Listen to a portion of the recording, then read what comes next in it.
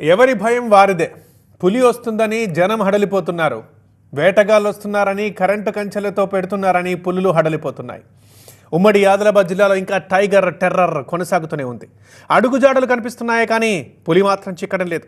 ఇటు ఏపీలో మళ్ళీ చిరుత సంచారం కలకలం రేపుతోంది. ఇక మరొక వైపు జీవ వైవిధ్యం కొనసాగాలి అంటే వన్యమృగాల్ని సంరక్షించాలంటోంది అటవీ శాఖ.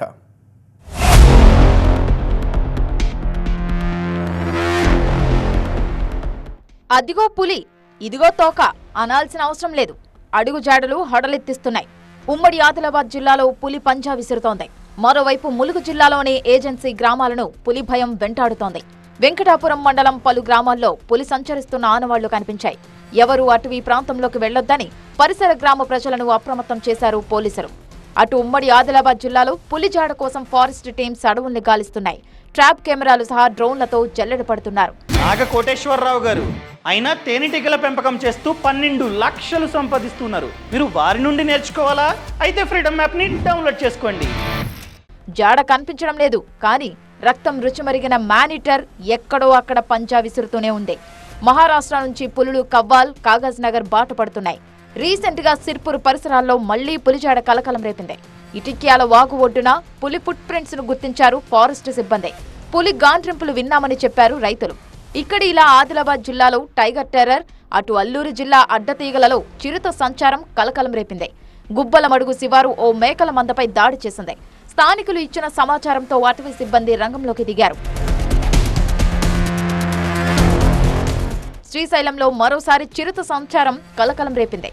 శ్రీశైలం జలాశయం సమీపంలో రోడ్డు పక్కన గోడపై కూర్చొని చిరుత కనిపించింది. వీడియో తీసి అధికారులకు సమాచారం అందించారు పర్యాటకులు.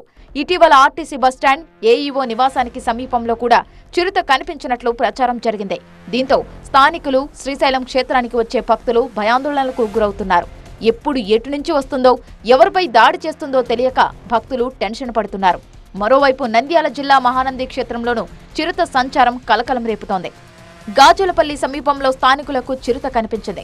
అడవిలో ఉండాల్సిన మృగాలు పల్లెబాట పడుతున్నాయి. పులులు, చిరుతల భయంతో ఓవైపు జనం హడలిపోతుంటే మరోవైపు వేటగాళ్ల విషప్రయోగం, కరెంటు కంచెలు వన్యప్రాణులను బలి తీసుకుంటున్నాయి.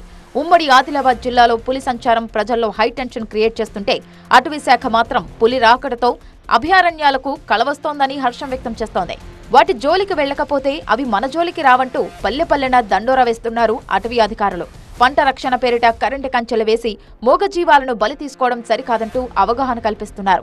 పొద్దున్నే అడవిలోకి వెళ్లొద్దని, వెళ్లక తప్పనిసరి పరిస్థితి ఉంటే ఒంటరిగా కాకుండా గుంపుగా వెళ్తూ శబ్దాలు చేయాలని చెప్తున్నారు. మరోవైపు పులిజాడు కోసం అన్వేషిస్తూనే ప్రజలకు ఎలాంటి ప్రమాదం లేకుండా చర్యలు చేపడుతున్నారు. జీవ వైవిధ్యం కొనసాగాలంటే వన్యమృగాల మనుగడ ఎంతో అవసరమని ప్రచారం చేస్తున్నారు.